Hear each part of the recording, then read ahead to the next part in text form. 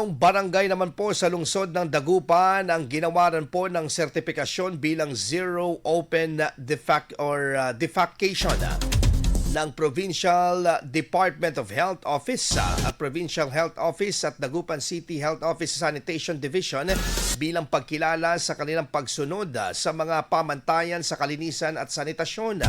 Kabilang sa mga barangay na nakatanggap ang pagkilala ay Bulusan, Salisay, Mangin, Karanglaan, Tambak, Salapingaw, Lumboy at Pugaro.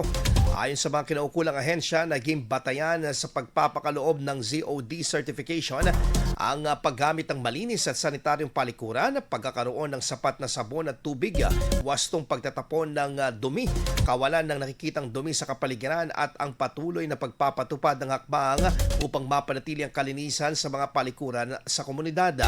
Bahagi ito ng pagpapatupad ng Philippine Approach to Sustainable Sanitation, isang programang naglalayo na tuluyang wakasan ang open defecation at mapabuti pa ang kalusugan ng mga mamamayan sa pamamagitan ng maayos na sanitasyon. Patuloy namang hinihikayat ng pamahalang lungsod ang lahat ng residente na suportahan ang programang Zero Open Defecation sa pamamagitan ng pagkakaroon ng wastong paggamit ng maayos na palikuran upang maiwasan ang pagkalat ng mga anumang sakit at mapanatili ang kalusugan ng komunidad.